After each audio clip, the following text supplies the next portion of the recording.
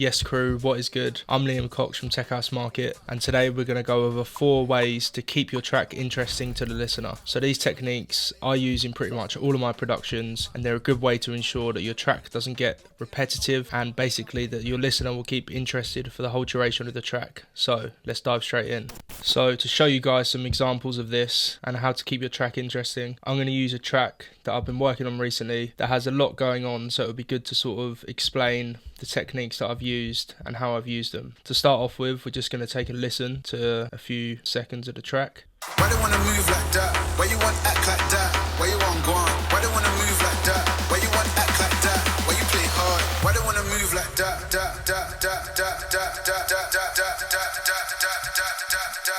Why they wanna move like Why they wanna move like that? Why you want act like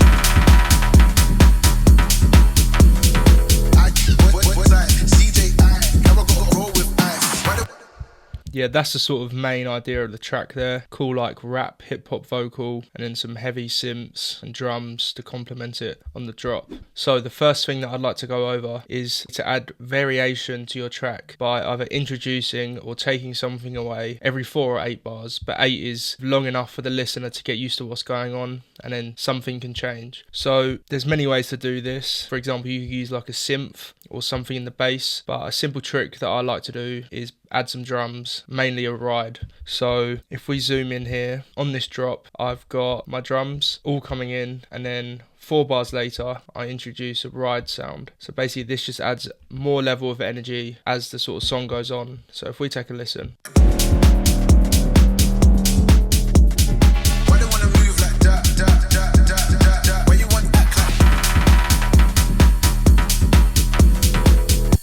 So yeah, as you can hear, that ride gives it a lot of energy and basically gives the listener something new to sort of hone into. And like I say, you can do this with anything. So for example, you can take away your shakers and maybe your clap and just drop with some hats and the kick. So if we play it now.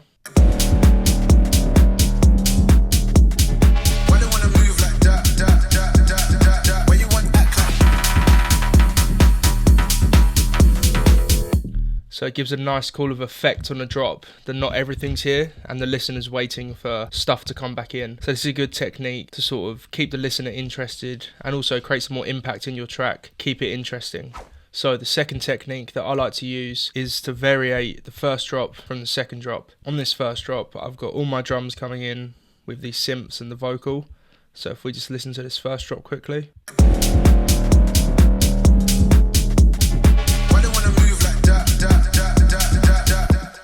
So that's the first drop, and then on the second drop I've sort of gone for a more minimal style of drop. So all I've got here is like my tom loop, then my bass, my kick, and a cool like synth bleep sound. So if we listen to the second drop.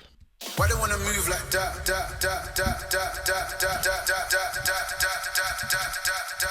Why they wanna move like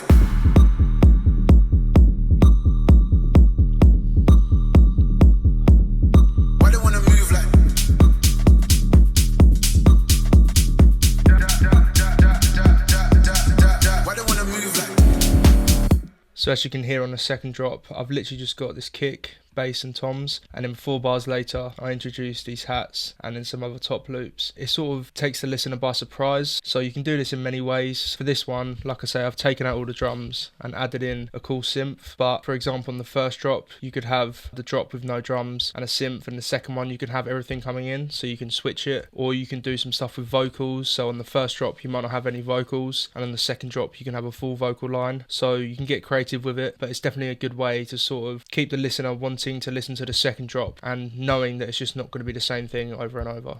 So the third way we can keep our listener interested in our track is to add some ear candy. This could be like, for example, synths or drum effects or fills, etc. But the way I like to structure mine is have like an A and B call and response synth section. So something is the main synth, and then you have a response from that with another synth that might be a different style or some different notes. So if we play this first drop, you can hear a few examples of where I've used some ear candy and some call and response in my synths.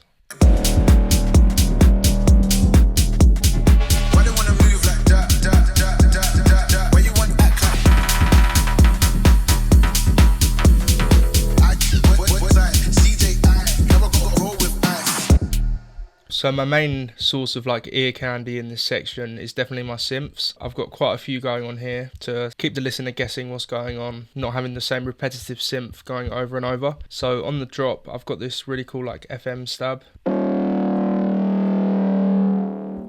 Really like dirty sound, heavily distorted. Then as my section, my response to that is just a cool like riser synth. Then it goes on to some vocals. Why they wanna move like that? Why you want act like? And another bonus tip here as well, with these vocals, I've chopped them up to have like a cool like repeating sound rather than just having the regular vocal, as again this gives more variation, and I do this throughout the whole track. Then in the second 4 bars, I've got this really cool like rolling lead sound. And then my response to that is another synth. So they work really well together. One of them's like really in your face, like a lot of notes, and then the second one is a bit lower down and just like a cool simple wub sort of FM sound. So these work really well together, and it's just constant ear candy, keeping like the listener interested in guessing in what's going to come. So if you're struggling to get your head around this and put these into your track, just focus on having one main sort of synth sound and then a response sound, and then from there you can try and get them to work together to create something cool like this. And this is all like ear candy stuff, like the vocal hook, etc. But like I say, you've got some drums that you can do it with. So I've got a drum fill that happens like every 4 bars, You want act like? which is that cool like snare thing if I play it without the vocal.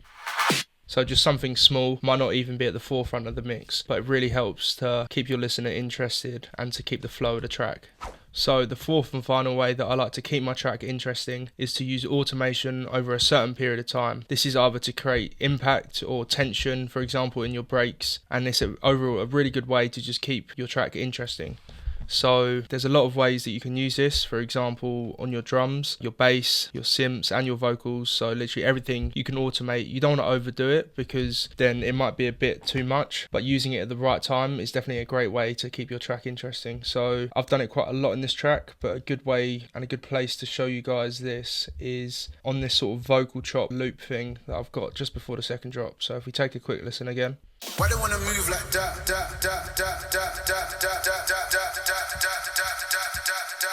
Why they wanna move like?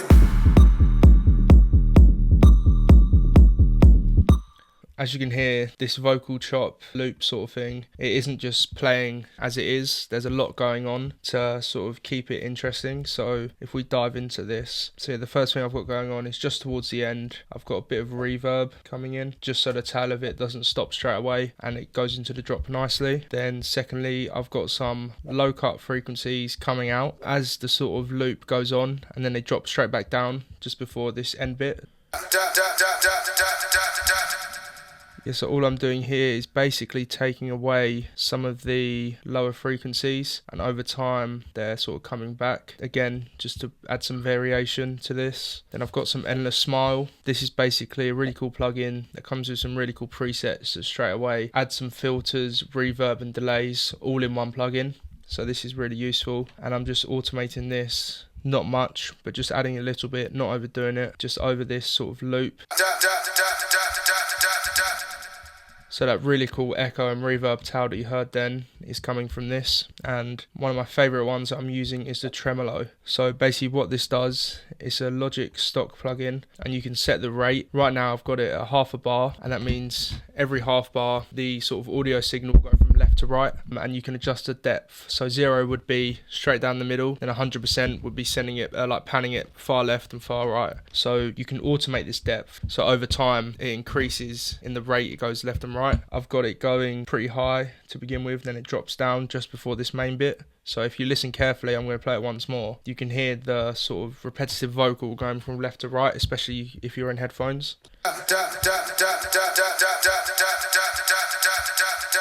Why they wanna move like?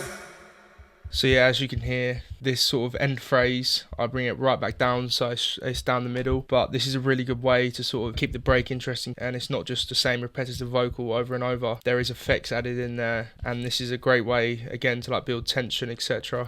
Those are the 4 ways to keep your track interesting. If you liked the video, then drop a comment below and subscribe to Tech House Market, and I'll catch you on the next one. Peace.